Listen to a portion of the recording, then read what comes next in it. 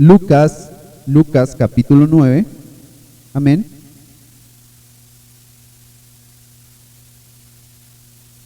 Y vamos a tomar a partir del verso 21, amén. Lucas 9 a partir del verso 21, y dice: pero les mandó que a nadie dijeran esto. Que no dijera que, en el contexto anterior, Pedro dice que él es el Cristo, amén. Entonces, verso 21 dice: pero les mandó a nadie que dijeran esto, encargándoselo rigurosamente y diciendo: es necesario que el Hijo del Hombre padezca muchas cosas y que sea desechado por los ancianos, por los principales sacerdotes y por los escribas, y que sea muerto y resucite al tercer día. Y decía a todos: si alguno quiere venir en pos de mí, niéguese a sí mismo, tome su cruz cada día y sígame. Todo el que quiera salvar su vida la perderá, y todo el que pierda su vida por causa de mí, éste la salvará. Pues, ¿qué aprovecha el hombre si gana todo el mundo y se destruye o se pierde a sí mismo? Amén. Hasta ahí vamos a tomar la palabra, mi hermano. Si quiere, tome asiento.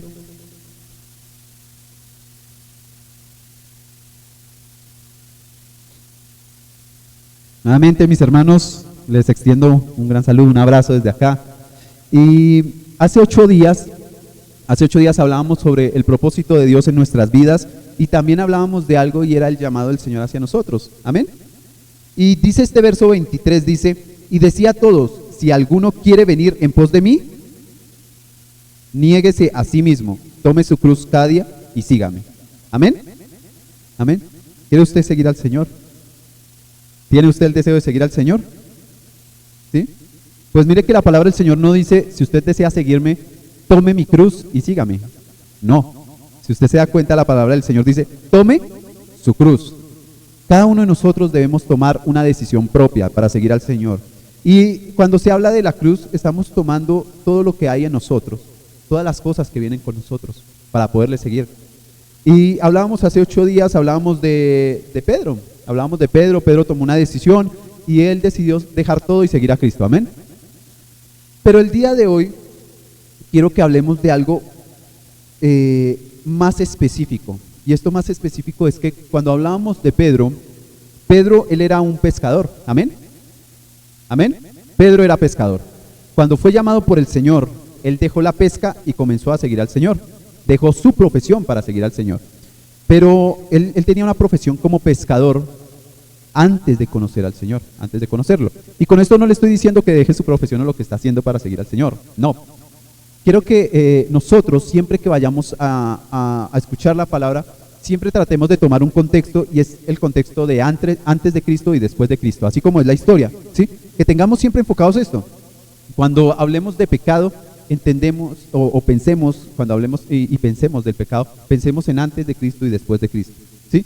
¿Cómo ha sido el pecado en nuestras vidas?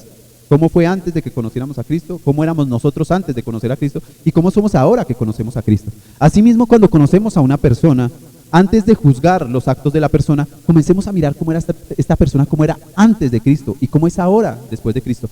Pero nosotros no podemos juzgar a una persona, sus actos o cómo era antes de conocer a Dios. Amén. Y asimismo, hablando de Pedro, ¿sí? Pedro, él dejó de ser pescador y Jesús, cuando lo llamó, le dijo: vas a comenzar a ser un pescador de hombres. Amén. ¿Y qué comenzó? Comenzó Pedro a caminar ese camino hacia el llamado que le dio el Señor Jesús. Y ese camino es estar continuamente con el Maestro. Por 3 años, él estuvo todo el tiempo con el Maestro.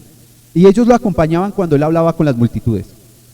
El Señor hablaba a las multitudes, hablamos de que él tenía seguidores, eso también fue hace como 15 días que hablamos, de lo que eran los discípulos del Señor. Amén. Y si usted se da cuenta, la coherencia de las enseñanzas que llevamos son progresivas y sistemáticas, que nosotros no nos comencemos a perder en lo que nosotros estamos aprendiendo, lo que el Señor nos quiere enseñar, ¿sí? Y hace 15 días el Señor, ¿qué nos decía? Nos decía que el Señor tenía multitudes que le seguían, tenía también 500 discípulos que estaban con él, ¿sí? Mucho más cercanos tenía 70, ¿sí? A los 12 discípulos, a 3 que eran mucho más cercanos y al discípulo amado. Amén. Pero alguien me preguntaba: hermano, ¿y por qué porque usted no nos habla de que en Hechos de los Apóstoles habían 120? Y es que si usted se da cuenta, esos 120, cuando están en el día del Pentecostés, no están con el Señor Jesús. Los que hemos estado nombrando estuvieron con el Señor Jesús. Cuando hablábamos de los 500, hablábamos de que 500 se les apareció el Señor Jesús. Cuando hablamos de los 120 que fueron llenos el día del Pentecostés, en ese momento no estaba el Señor Jesús. Y estábamos hablando directamente de sus discípulos, ¿sí? Ahora, ¿por qué digamos que hago esta acotación de quienes seguían a Jesús? Porque si usted se da cuenta, el Señor Jesús, Él daba unas enseñanzas, Él enseñaba, ¿sí? Y Él daba parábolas, pero después de dar la parábola, Él se reunía con sus 12. Y ellos le decían, Señor, no entendimos qué era lo que tú querías decir con esta parábola. ¿Y qué hacía el Señor? Enseñarles. Les decía, mira, esta parábola significaba esto, esto, esto. ¿Para qué? Para que ellos supieran de qué Él estaba hablando. Si usted se da cuenta que Él les explica a ellos eso, ¿qué estaba haciendo Él en ese momento? Les estaba enseñando, los estaba capacitando. Entonces, cuando nosotros hablamos de que Pedro dejó de ser pescador, ¿sí?, y comenzó a seguir al Señor Jesús, él estuvo con la palabra misma, porque nos dice que Jesús era el verbo, la palabra. Imagínense, estar aprendiendo 24 horas al día de la palabra.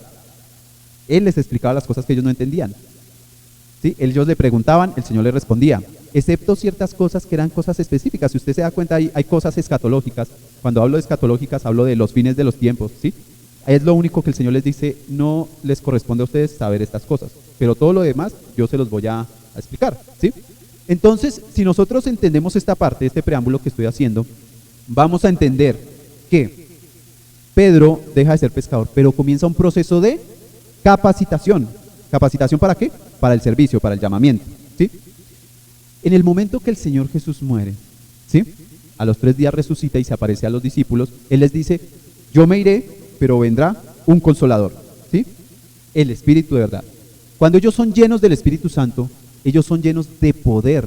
Y dice la palabra del Señor que a través de ese poder ellos hablaban con denuedo la palabra. Pero no era solamente que ellos hablaban con denuedo, no dice que ellos fueron en ese momento, tuvieron una revelación divina de toda la palabra del Señor, no. Dice es que hablaban con denuedo, o sea, comenzaron a hablar con facilidad. Pero para que ellos hablen con facilidad deben tener algo de qué hablar. ¿Me doy a entender? ¿Cuántos están conmigo? ¿Cuántos van conmigo? ¿Amén? Entonces, tienen ellos que hablar con denuedo, pero si ellos no tienen lleno su corazón y su cabeza de la palabra del Señor, ¿qué van a hablar con denuedo? No, ellos hablan con facilidad la palabra que Él les dio durante 3 años de ministerio. 3 años en que ellos dormían con el Señor, comían con el Señor, veían al Señor que hacía sanidades, veían al Señor muchas veces de pronto cansado, porque el Señor muchas veces estuvo cansado, vieron al Señor llorar, porque dice que en ningún momento dice que cuando Él lloró por Lázaro, Él se escondió para llorar, no, Él estaba con sus discípulos cuando Él lloró. O sea, ellos vieron cómo era el carácter del Señor Jesús, y esa fue la capacitación que ellos tuvieron por 3 años, o sea, 3 años de instituto en lo que dijimos hace 15 días, en la escuela del Señor Jesús. Amén. ¿Esto qué nos muestra? Que tuvo una capacitación para comenzar a realizar la labor, el llamado que tuvieron, ¿sí? Quiero que me acompañen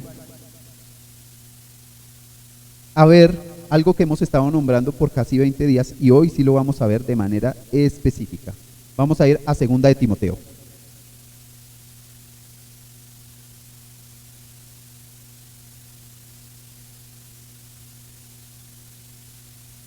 Segunda de Timoteo, capítulo 1. Amén. Y vamos le he estado pidiendo mucho al Señor que podamos seguir con esta continuidad de estas enseñanzas, ¿sí? Porque estas enseñanzas, si usted se da cuenta, llevan un hilo conductor, ¿sí? Que es lo que el Señor de pronto quiere enseñarnos a nosotros en este lugar, que quiere enseñarles a cada uno de ustedes que están sentados y a mí, que soy el que estoy impartiendo la palabra, porque yo escucho la voz de Dios. Y usted me va a decir, ¿cómo, mi hermano? Uy, o sea que usted ha escuchado la voz, ¿cómo habla el Señor Jesús?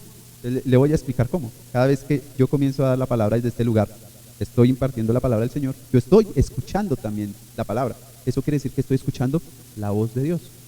Entonces, no piense de pronto que es que estoy hablando de cosas sobrenaturales y que se escucha una voz y hubo un estruendo en este lugar. No, mi hermano, acá está la palabra del Señor, la mente del Señor está acá y todo su amor, porque está también acá el amor de Él a través de la redención. Amén. Entonces, dice, 2 de Timoteo 1,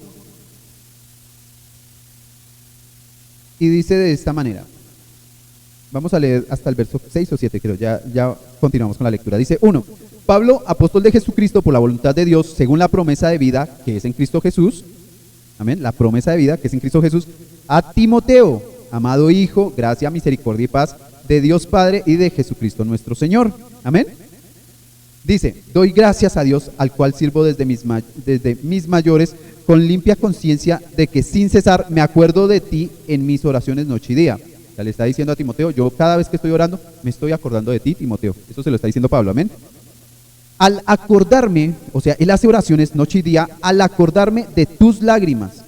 O sea, Pablo se acuerda de cómo llora Timoteo y ora por él noche y día.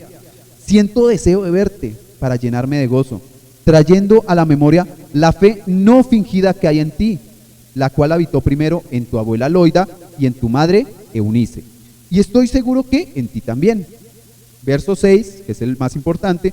Por eso te aconsejo que avives el fuego del don de Dios que está en ti por la imposición de mis manos. Porque no nos ha dado Dios espíritu de cobardía, sino de poder, de amor y de dominio propio. Amén. Por tanto, no te avergüences de dar testimonio de nuestro Señor, ni de mí, preso suyo, sino participa en las aflicciones por el Evangelio según el poder de Dios. Amén. Cosas importantes acá. Si nosotros leemos el contexto, porque nosotros no debemos leer y pasar por alto, ¿cierto? O sea, cuando leamos la palabra tenemos que... esto lo vamos a enseñar mucho más adelante, el Señor lo permita, y es algo que se llama la teología versicular. Y es que nosotros, más allá de las palabras que de pronto usted dice, uy, esos términos que usa el hermano Andrés, más allá de eso es lo importante que quiere decir esto. Y es que muchas veces hay personas que enseñan, dan la palabra, y sacan un versículo y dicen algo sobre ese versículo, pero no miran el contexto. Nosotros tenemos que mirar por qué razón lo está diciendo, ¿sí? Entonces, ¿qué nos dice acá? Para que nosotros tengamos en cuenta. Pablo le dice, he visto tus lágrimas, Timoteo. Las he visto y por eso oro por ti noche y día. Y lo que me daría más alegría, dice Pablo, es poder volver a verte. O sea, ya lleva un tiempo sin verte, ¿sí? Y le dice, yo sé que en ti hay fe, pero esa fe fue impartida por dos personas. ¿Qué personas? Amén, la abuela y la madre, ¿sí? La abuela Loida y tu madre Eunice. Entonces, aquí vamos a partir a dos cosas importantes. Dice Pablo, por eso te aconsejo que avives el fuego de Dios que está en ti por la imposición de mis manos. ¿Qué pasa? Pablo conocía cuál era el llamado de Timoteo. ¿Y cuál era el llamado de Timoteo? ¿Usted sabe cuál era? Él era, si usted revisa más adelante, bueno, si usted mira, mejor, si usted mira el primer libro de Timoteo, usted va a notar que Timoteo fue llamado para el obispado, él fue llamado para el pastorado, él iba a ser pastor, pero él era un muchacho, era jovencito, un muchacho, ¿sí? Y él tenía una carga muy importante, y era que era una iglesia recién formada, y él tenía que pastorear una iglesia recién formada. Una iglesia donde hay que tener en cuenta que todos seguían a Pablo. Pablo abrió la iglesia, pero Pablo no se quedaba. Pablo formó la iglesia, abrió la iglesia, los hermanos comenzaron a reunirse, ¿sí? Pero Pablo tenía que seguir su llamado a las misiones. O sea, Pablo iba de ciudad en ciudad predicando el evangelio, él no se podía quedar ahí. Y quedaba instituido ahí Timoteo. ¿Y quién fue el que lo instituyó ahí como pastor? Pablo. Pablo le dice, yo impuse las manos sobre ti. Pero acá hay que dividir en dos cosas importantes, porque esto lo vamos a ver mucho más a fondo más adelante. O sea, vamos pasito a pasito, no nos vamos a atragantar. Pero hay que tener algo en cuenta. Pablo conoce a Loida y a Eunice. Eunice, que es la mamá, es una mujer judía, pero el padre de Timoteo era un griego. Eso lo vamos a ver en Hechos de los Apóstoles. Entonces, solamente le estoy dando un contexto, ¿vale? Pablo conoce a Loida, Pablo conoce a Eunice, conoce que son mujeres de fe, de poder, ¿sí? Y luego conoce a Timoteo, un muchacho que es el hijo. Y cuando conoce a Timoteo, le dicen, Timoteo es hijo de una mujer judía, pero también es hijo de un hombre griego. Cuando Pablo nota esto, él llega y dice, el Señor tiene un propósito con Timoteo. Y en Hechos de los Apóstoles nos dice que Pablo, para no tener inconvenientes, donde Timoteo iba a comenzar a predicar, a enseñar, porque se iba a ir con Timoteo, Pablo se iba a ir con Timoteo, para no tener problemas, lo circuncidó. ¿Para qué? Para decir que Timoteo era judío, para no tener problemas porque el papá era griego. Eso nos lo dice Hechos de los Apóstoles. Entonces, si usted se sitúa en ese punto, usted va a entender que Timoteo tenía una carga por su procedencia, por ser hijo de un griego. Y dice que él lloraba. ¿Lloraba por qué? Porque él era un muchacho siendo pastor en una iglesia recién formada, siendo hijo de un griego, y había tenido que mandarse ¿a qué? A circuncidar para poder ejercer.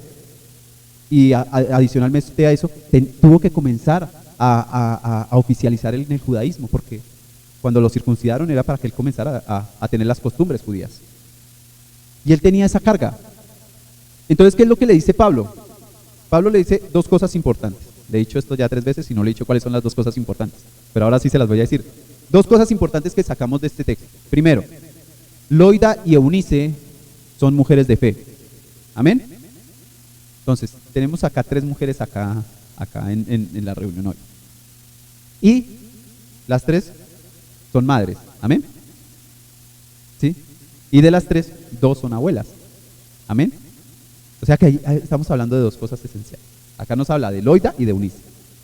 Ahora, ¿quiénes son las que encaminan a Timoteo a que conozca de Dios? La mamá y la abuela. ¿Sí?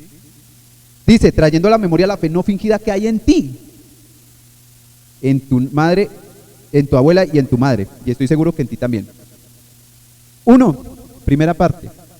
Mujeres, madres, abuelas. ¿Qué palabras deben estar en su boca cada vez que hablan con sus hijos y con sus nietos? Aviva el fuego de Dios, aviva el fuego del don de Dios que está en ti, por la imposición de las manos. Esto lo dijo Pablo, ¿cierto? Pero lo habla indicando que esta fe ya fue impartida por ellas a su hijo y a su nieto. La palabra que debe haber en ustedes, ¿sí?, como madres, como abuelas, es encaminar a las siguientes generaciones a cumplir el don que Dios ha puesto en la vida de cada uno de ellos. Entonces ustedes dicen, no, el hermano Andrés nos puso una carga a nosotros y a los demás no. No, eso es algo que nosotros debemos tratar de hacerlo con todos, no solamente con hijos, con nietos, con nuestros familiares, nuestros hermanos, hijos, ¿sí?, sobrinos. Amén. Hay 2 responsabilidades entonces. Dijimos la primera, responsabilidad de la abuela y de la madre. Y ahora vamos a ir a la otra responsabilidad, que es la responsabilidad directa de la persona que conoce a Cristo. Entonces, ¿qué le dice Pablo? Aviva el fuego del don de Dios. ¿A quién le corresponde esa responsabilidad? A Timoteo. Y en este caso, la palabra del Señor nos habla a nosotros. Entonces decimos, Alfonsito, aviva el fuego del don de Dios que está en ti. Amén. Ruth, aviva el fuego del don de Dios que está en ti. No le está diciendo que otra persona lo tiene que hacer. Lo tiene que hacer cada uno de nosotros. Y así podríamos nombrar a cada uno de los que estamos aquí. Pero es responsabilidad nuestra de que comencemos a caminar en el propósito que el Señor ha dado. Ahora, antes de esto, quiero que usted cierre los ojos un momento. No vamos a durar mucho. Quiero que cierre un momento los ojos y usted se examine y piense a qué lo ha llamado el Señor. ¿A qué lo llamó el Señor? ¿Tiene claro a qué lo llamó? Si lo tiene claro, comience a avivar el fuego del don que Dios puso en usted. Ya puede abrir los ojos, mi hermano. Pero ¿qué quiere decir esto? Yo no le estoy diciendo camine en sus habilidades. No le estoy diciendo camine en sus capacidades. No le estoy diciendo camine en lo que usted sabe hacer. Y ojo, esto es mucho más delicado porque esto es lo que confronta y lo que le duele muchas veces a la gente. Se lo voy a decir, pero quiero que usted lo asuma con un corazón amable, ¿sí? Porque es lo que nos dice la palabra. Y es que yo no le estoy diciendo que lo que usted quiere hacer en la labor del Señor. El Señor tiene en consideración lo que nosotros queremos. Pero es como cuando un fabricante, cuando una persona que es fabricante, hace una licuadora. ¿Quién hizo la licuadora? El fabricante. Él hizo la licuadora. ¿Y para qué es una licuadora? Para licuar, para hacer jugo. Pero la licuadora desea ser un horno microondas. ¿Usted cree que se va a poder calentar bien la comida en esa licuadora? Sí, la licuadora tiene mucho deseo de calentar la comida. Pero ¿quién es el que conoce para qué la hizo y cuál es su función? El fabricante. Esto nosotros lo enseñamos el año pasado en un seminario, un diplomado de servicio que hicimos. Y es entender que el Señor nos ha llamado para algo a todos y cada uno de nosotros. Pero nuestra labor es preguntarle al fabricante, ¿para qué nos hizo? Alguien, me parece muy bonito, el Señor me ha permitido reproducirme de ciertas maneras. Y cuando hablo de reproducirme es poder dar una palabra que el Señor pone en mi vida y que ha sido de bendición para otras personas. Eso me parece hermoso, porque eso quiere decir que esa palabra no era mía, sino que el Señor la puso en mí y yo simplemente fui un instrumento para reproducir esa palabra. Y algo que yo decía una vez, les decía a los hermanos en una predicación, esta enseñanza fue en Soacha, les decía, hermanos, cada uno de nosotros somos un instrumento útil en las manos del Señor, pero yo no puedo querer ser un martillo si yo soy una cuchara. ¿Por qué? Imagínense que usted es una cuchara y siendo una cuchara le piden que clave una puntilla en una pared. ¿Se puede? Dígame usted, ¿se puede? Tal vez se puede. Mi hermana Ros dice, no, porque es difícil, es complicado. ¿Sí? Pero puede llegar a pasar. Es más, en algún momento de pronto abre un hueco en la pared la misma cuchara. Pero ¿acaso no es más fácil meter la puntilla con un martillo? Un martillo clava una puntilla mejor. Pero no vaya a usar el martillo para sentarse a comer a la mesa. Porque esa es la función ¿de quién? De la cuchara. Cada uno de nosotros somos, ¿por qué uso esta referencia? Porque es que todos nosotros somos instrumentos útiles en la mano del Señor. ¿Qué es la primera labor en nuestro llamado? Cuando nosotros nos llaman, ¿sí? No somos nosotros los que nos estamos ofreciendo. Es el Señor el que nos llama. Y cuando Él nos llama, Él sabe para qué nos está llamando. Entonces muchas veces nosotros nos cerramos a que es que a mí me gusta esto, es que a mí me gusta esto, es que a mí me gusta esto, a mí me gusta esto, me gusta esto, me gusta esto, pero es que a mí me gusta esto. Sí, pero el Señor te llamó a hacer otra cosa. El Señor te tiene una bendición especial, específica para ti, que tú lo vas a hacer mejor que otra persona. ¿Qué decía una vez? Nosotros tuvimos esta es una palabra que a mí me marcó. Una palabra que a mí me marcó y fue que estuve una vez en una clase. Tuve una clase con Marcos Witt. No sé si ustedes conocen a Marcos Witt, el salmista, cantante. Y tuve una clase con él. Y él nos decía algo, y esto siempre me dejó a mí marcado, y es que él llegaba y decía, yo no hago lo que yo no he sido llamado a hacer. Yo hago lo que yo tengo que hacer. Yo no trato de hacer cosas que yo no tengo que hacer. Yo hago lo que yo tengo que hacer. Y eso me marcó a mí mucho porque eso da a entender una cosa específica. Y es que el Señor nos manda a hacer algo a nosotros y nosotros debemos ser excelentes en la labor que el Señor nos manda a hacer. Ser excelentes en lo que el Señor nos manda a hacer. Pero muchas veces somos tercos. Es que a mí me gusta esto y es que a mí me gusta y es que a mí me gusta. Y es que el Señor te tiene un llamado específico. Hazlo porque no hay otra persona que lo haga como tú. Hazlo porque el Señor te fabricó para eso. Es tú la persona ideal, idónea para hacer esto. Y a veces nosotros nos ocupamos en tratar de hacer cosas, ¿sí? Hacer cosas porque a nosotros nos gusta, tratar de hacer esas cosas y dejamos de lado lo que el Señor nos tiene preparados para hacer, que nosotros somos especialistas para hacer eso. El Señor nos tiene eso, ¿sí? Entonces, ¿qué dice el Señor? Aviva el don de Dios que está en ti por imposición de las manos. Se lo dice a Timoteo. El Señor te llamó al obispado. Y si usted se da cuenta y usted se devuelve, voy a pedirle, no lo tenía preparado, pero devolvámonos esto, son 2 hojitas. Devuélvase a 1 Timoteo 3.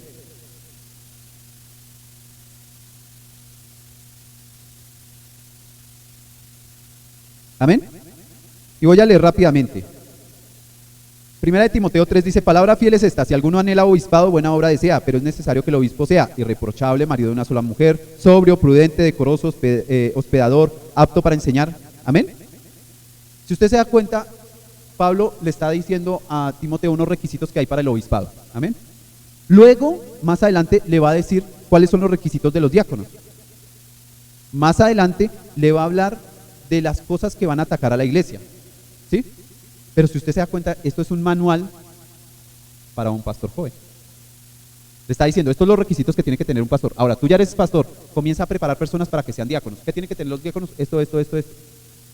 Timoteo comienza a prepararse para la labor que lo han llamado. Esto es un manual. Si usted lo lee, es simplemente una carta de Pablo enseñándole al que debe hacer. Le está diciendo, ya llegaste a un lugar, vas a pastorear ahí, tienes que comenzar a prepararte tú, tienes que preparar a los diáconos, tienes que preparar, ¿sí? Y si usted se da cuenta, vamos a leer 1 Timoteo 4:6, ¿sí? Y voy a leer unos versículos para darles el contexto de qué estamos hablando, ¿sí? Por eso les decía que nosotros no podemos sacar unos textos y ya, no. Tenemos que coger el contexto de la carta. Y si usted se da cuenta que dice 1 Timoteo 4:6, dice, si esto enseñas a los hermanos, ¿se da cuenta? Le están dando un manual y le están diciendo, enséñele esto a los hermanos. Y él le dice, si esto enseñas a los hermanos, serás buen ministro. Amén. Y luego, si usted va al capítulo 5 de 1 Timoteo, ¿qué le dice? No reprendas al anciano, exhórtalo como a padre, a los jóvenes como a hermanos y a las ancianas como madres, a las jovencitas como hermanas. ¿Por qué le está diciendo esto a Timoteo? Por el contexto. Le está diciendo enseñe, prepare gente, alístelos, ¿sí? Pero como usted es el más jovencito de allá, usted es un muchacho allá, ¿sí? Si usted tiene que llamarle la atención a un anciano, llámele la atención como un padre, ¿sí? Si tiene que llamarle la atención a una anciana, llámele la atención como madre, ¿sí? Entonces, ¿qué nos está mostrando la carta de Timoteo? Es Pablo preparando a Timoteo para que comience a realizar la labor que él le llamó. ¿Pero por qué Pablo lo sabe? Porque Pablo mismo fue el que puso las manos sobre él, ¿sí? Entonces es como decir, digamos, acá, hacemos una oración y usted ya conoce cuál es su llamado y se acerca y dice, hermano Andrés, yo sé cuál es mi llamado es este. ¿Podemos comenzar a trabajar en eso? Claro, mi hermano, comencemos a trabajar en eso, comencemos a prepararnos en eso. ¿Usted quiere prepararse también de una manera adecuada y busca herramientas aparte? Hágalo, ¿sí? Pero comencemos a caminar en lo que le dice Pablo. Comienza a caminar en ese llamado. Amén. Vamos a leer, es que no estoy seguro. Sí, 1 Timoteo 4. No nos vamos a quedar con este verso, sí necesito que no nos quedemos con las ganas de saber esta parte. 1 Timoteo 4:14. Amén. Esta es palabra, se lo quiero decir, esta palabra, el día de hoy no es para Timoteo, ¿sí? Esta palabra, el día de hoy es para Ana Lucía. Es para Héctor, ¿sí? Es para Marcos, es para Andrés, es para todos nosotros. Amén. ¿Está dispuesto a recibirla? Amén, listo. 1 Timoteo 4:14 dice, no descuides el don que hay en ti, que te fue dado mediante profecía con la imposición de las manos del presbiterio. Ocúpate en estas cosas, permanece en ellas para que tu aprovechamiento sea manifiesto a todos. Esto es lo que nosotros hemos estado hablando todos estos días. Todo este tiempo hemos estado hablando. ¿Ya conoce usted su llamado? Comience a ocuparse de su llamado. Amén. Que fue dado por profecía. Timoteo ya sabía para qué había sido llamado. Se estaba preparando para lo que había sido llamado, ¿sí? Y si lo trasladamos hace 8 días que hablábamos de Pedro, Pedro sabía para qué había sido llamado. Amén. Y entonces el Señor comienza a preparar a Pedro ¿para qué? Para ser un apóstol a cada uno de los judíos. Le enseña. Y entonces, ¿qué es lo que nos dice el Señor hoy a todos los que estamos acá? No descuides el don que hay en ti, el que te fue dado mediante profecía. Pero no solamente eso. Mire el verso 15, le dice, ocúpate de estas cosas. ¿Para qué? Para que tu aprovechamiento sea manifiesto. ¿A quién? A todos, mi hermano. Esto lo hablamos nosotros en servicio. Usted es llamado, voy a ponerle un ejemplo. Usted es llamado al diaconado. Tiene un llamado al diaconado. El Señor le dio un llamado al diaconado. ¿Sí? Y usted dice, no, es que a mí me gustaría, no sé, ir a las misiones. Hermano, usted es llamado al diaconado. Realice el diaconado y cumpla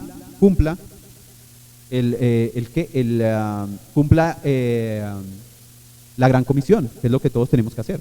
O sea, en realidad, le voy a decir algo que seguramente de pronto usted lo sabe, y es que en realidad todos somos llamados a las misiones, porque el Señor nos manda a todos a llevar el evangelio. Eso no es solamente a alguien específico, todos tenemos que hacerlo.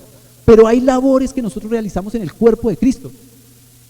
Esos son los dones que el Señor nos da. Y ese don, acá no dice que el don que es para aprovechamiento de nuestro Señor Jesús, ¿sí?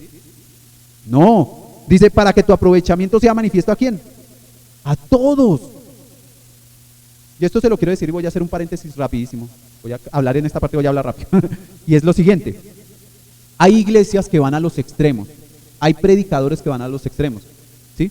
Yo he escuchado predicadores ir a los extremos. Hermano, es que no necesitamos un ministerio de alabanza, como estaba acá. No necesitamos un ministerio de alabanza. No necesitamos un ministerio de danzas.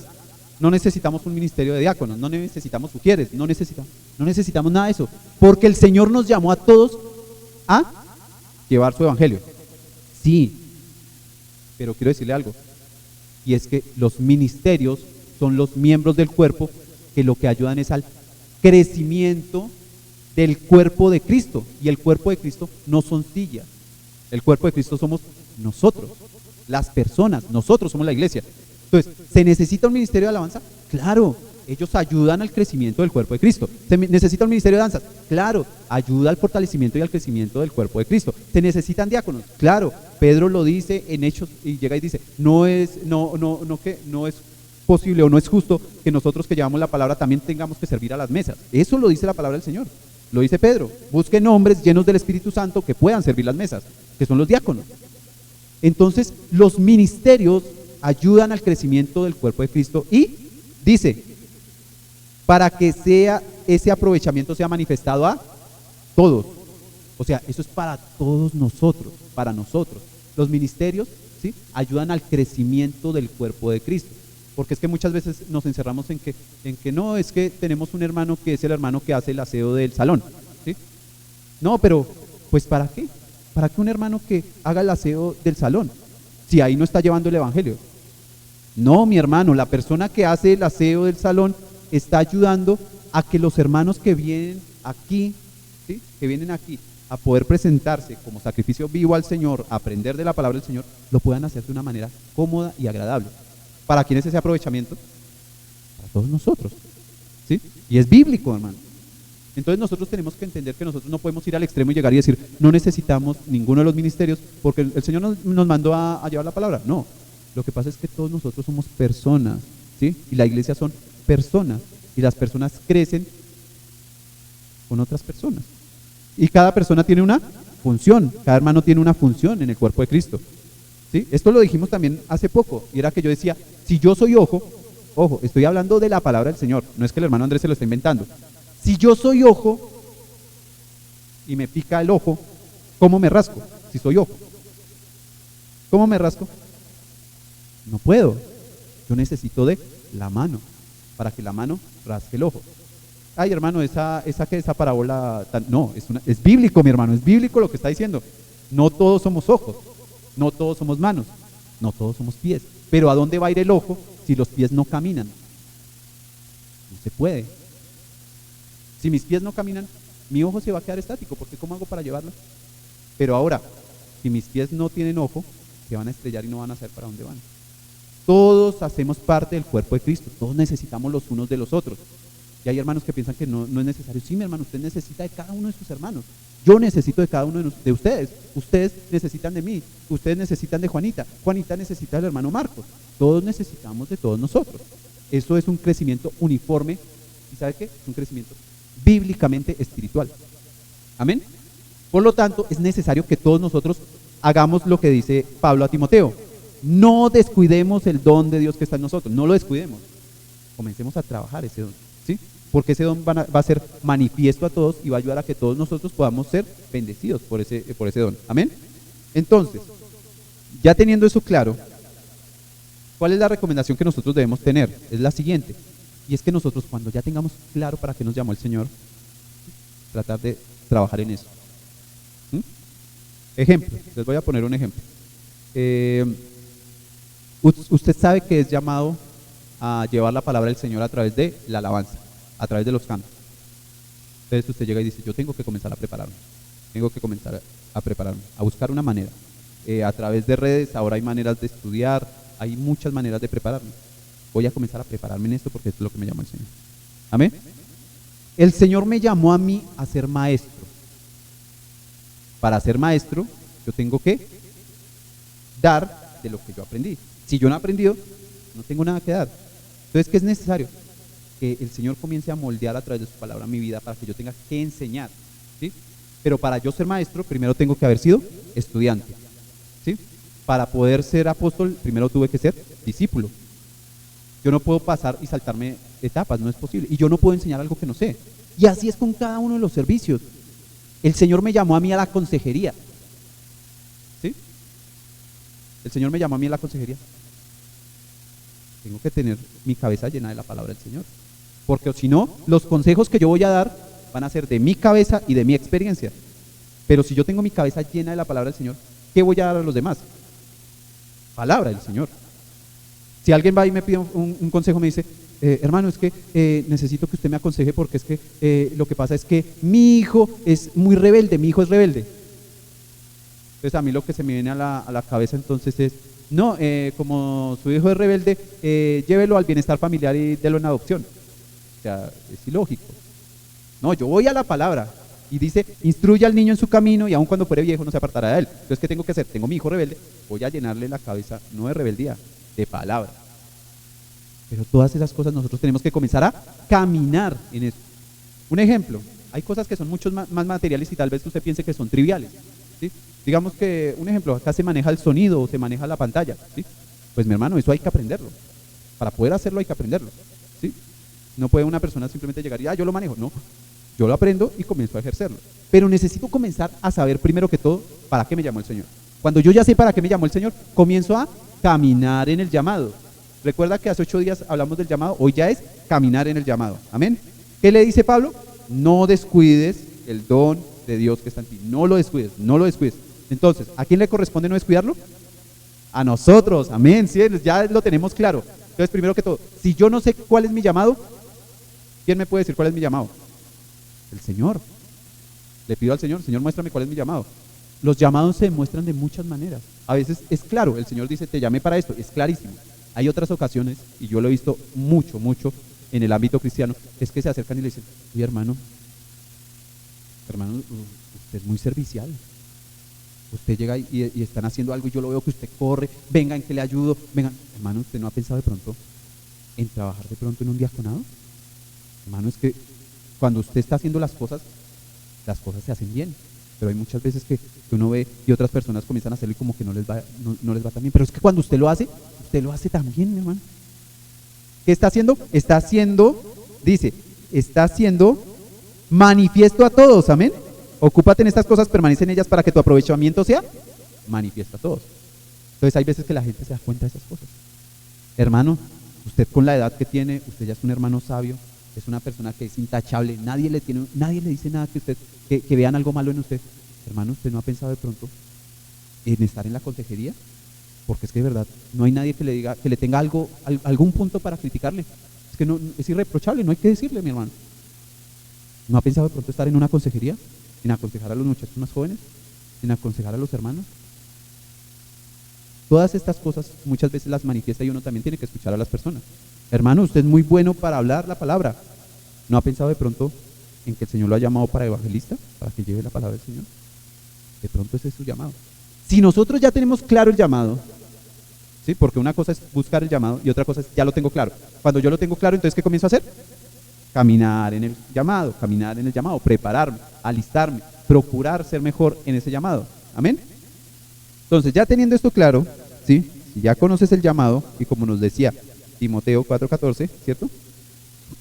Entonces quiero que hablemos ya hablamos de Lucas 9:23 que nos decía que nosotros debemos tomar nuestra cruz, nuestra propia cruz, y seguir al Señor. Si a usted le dicen, tome la cruz del Señor, eso no es bíblico, mi hermano. A veces uno cree que es bíblico y no es bíblico. Que le dicen, lleve la cruz de Cristo. No, el Señor no le dice lleve la cruz de Cristo, le dice lleve su cruz, la suya. Lleve la suya, porque es que nosotros no podemos cargar la cruz de Cristo, ¿no es que la cruz de Cristo es la redención de toda la humanidad? Nosotros no somos nadie para poder redimir a alguien o salvar a alguien. Nosotros solamente estamos para cargar nuestra cruz, ¿okay? Es cada uno de nosotros en realidad, nuestra vida, nuestra concupiscencia, lo que somos, eso es lo que nosotros cargamos, ¿sí? ¿Y seguimos a quién? A Cristo, que Él es nuestro modelo, amén. Vamos a Hechos 7:22. Y esta parte, sí, porque ya vamos a cerrar esta enseñanza. Y le pido al Señor, espero de verdad que haya sido de bendición para usted esta enseñanza, porque lo ha sido para mí. El Señor habla cosas que me confrontan a mí también. Y así debe ser cada vez que escuchamos la palabra del Señor, ¿sí? Porque si la palabra que yo preparara no me confrontara a mí, quiere decir que yo estoy tratando de creerme mejor que el Señor Jesús. No, yo tengo que dar la palabra del Señor y eso tiene que confrontarme a mí también. Y tiene que decirme a mí, Andrés, tiene que cambiar. Amén. ¿Y qué dice Hechos 7? Hechos 7, 22. ¿Qué tal si alguien me ayuda a leer Hechos 7:22? Durito, es mi hermano.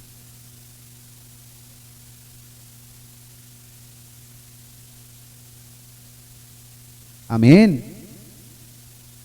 ¿Se escuchó? El Señor prepara. ¿Comenzamos a qué? A caminar en el llamado del Señor, ¿sí? ¿El Señor sabía cuál era el propósito de Moisés? Obviamente, él sabía que él iba a tener que ir en algún momento a hablar con el faraón. Él tenía que conocer, ¿qué? Las costumbres egipcias. Él tenía que, o sea, él no podía llegar simplemente y decir, deja salir. No, el Señor lo preparó. ¿Y qué dice? Moisés fue instruido en toda la sabiduría ¿de quién? De los egipcios. O sea, Moisés tenía todas las herramientas para hablar con el faraón. ¿Sí? Todas las herramientas. Y era poderoso en sus palabras y obras. Acá hay que tener en cuenta, y es que esto nos muestra un paralelo con lo que hablaba Moisés. Si usted se acuerda, Moisés le dijo al Señor, es que yo soy lento de palabras. ¿Sí?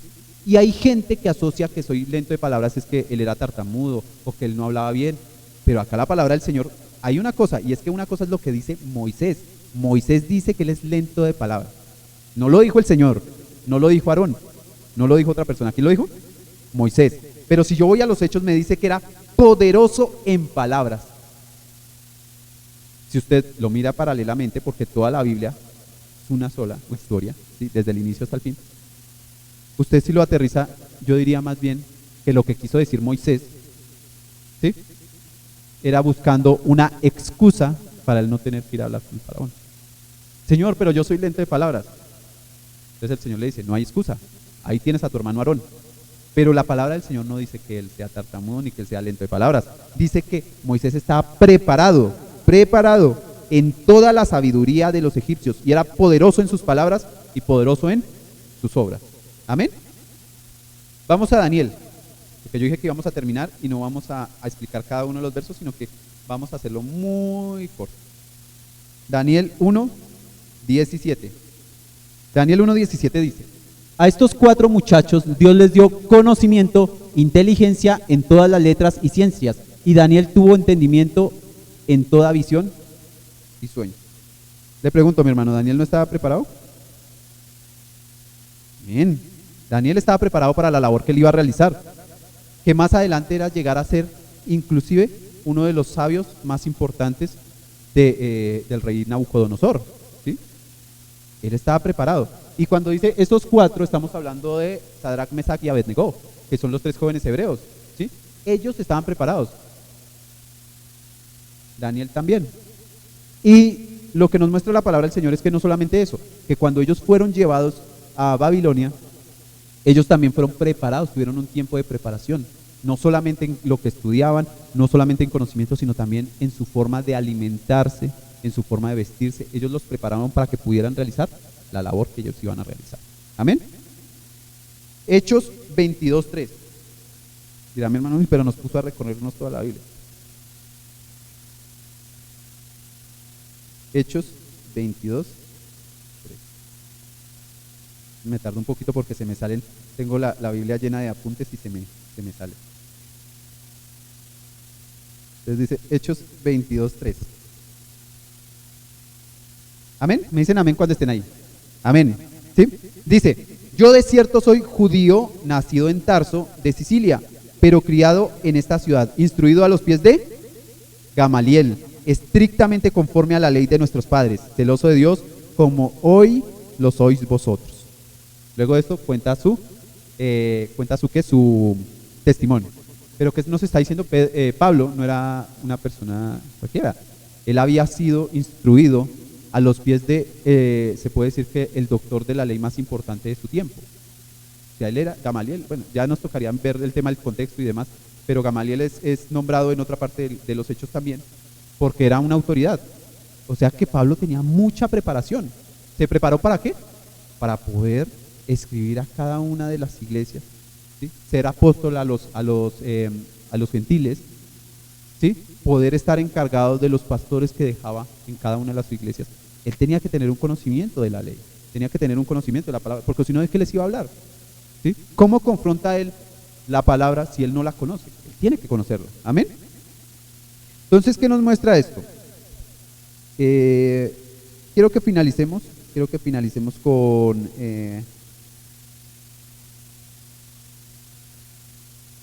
Filipenses 3, y vamos a ver el verso 8.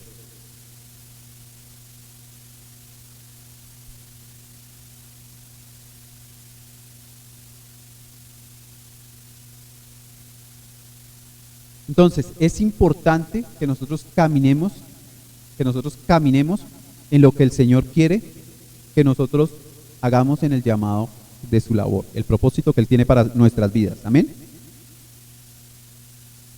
Dice Filipenses 3:8, me voy a devolver. No, voy a leer desde el verso 3 y finalizamos esta enseñanza. Desde el verso 1. Por lo demás, hermanos, gozados en el Señor. Para mí no es molesto el escribirlos las mismas cosas y para vosotros es útil. O sea, les está recordando cosas que ellos ya saben. Guardaos de los perros, guardaos de los malos obreros, guardaos de los que mutilan el cuerpo. ¿Sí? ¿A qué se refiere esto? Pablo está haciendo una alusión. Dice, guardaos de los malos obreros, está hablando de los pastores que enseñaban mal. ¿Sí? Guardaos de los que mutilan el cuerpo. Se está refiriendo a los judíos que obligaban a las personas a circuncidarse, ¿sí? Porque circuncidarse es cortarse una parte del cuerpo. Entonces dice, cuídense de esos que están diciéndole que tienen que circuncidarse. Nosotros somos la circuncisión. Ojo lo que le está diciendo. Los que en espíritu servimos a Dios y nos gloriamos en Cristo Jesús, no teniendo confianza en la carne. Aunque yo tengo también de qué confiarme en la carne. Si alguno piensa que tiene de qué confiarse en la carne, yo más, circuncidado al 8º día, del linaje de Israel, de la tribu de Benjamín, hebreo de hebreos, en cuanto a la ley, fariseo, en cuanto al celo, perseguidor de la iglesia, en cuanto a la justicia que se basa en la ley, irreprochable en la ley, imagínense. Pero cuántas cosas eran para mí ganancia y las he estimado como pérdida por amor de Cristo. Este es el verso 8. Y ciertamente aún estimo todas las cosas como pérdida por la excelencia del conocimiento de Cristo Jesús, mi Señor. Por amor a Él lo he perdido todo y lo tengo por basura para ganar a Cristo y ser hallado en Él, no teniendo mi propia justicia que se basa en la ley, sino la que adquiere por la fe en Cristo, la justicia que procede de Dios y se basa en la fe. Amén. El llamado, mi hermano. Usted me va a decir, pero esto parece que se estuviera saliendo del contexto. Esto se parece que se estuviera saliendo a lo que estábamos enseñando. No, mi hermano. ¿A qué vamos? A que muchas veces por nosotros cumplir ese llamado que el Señor tiene en nuestras vidas, por comenzar a caminar en ese llamado, hay cosas que nos toca dejar como perro. ¿Sí? Ahí está en que nosotros siempre vamos a tener una balanza entre escoger lo que sirve para el servicio de Dios, para el llamado de Dios, para el propósito de Dios, y a otro lado, lo que sirve para mí, lo que es lo mejor para mí, y lo que mi ego y mi orgullo quieren que yo tenga. Y eso es algo que tenemos que escoger, y no se trata de que usted tome la decisión hoy, porque esa decisión se toma todos los días en cada cosa. Cada día de nuestra vida nosotros tenemos decisiones donde nosotros podemos poner primero lo que nosotros queremos por encima de lo que el Señor quiere para nosotros. Cada día tenemos que tomar esa decisión.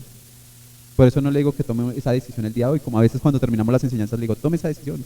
¿Sí? No, el día de hoy es una decisión que es todos los días, el caminar en el don, el avivarlo, porque nosotros podemos avivarlo y de un momento a otro nos descuidamos y miramos para otro lado y cuando volvemos, ese don ya se está apagando.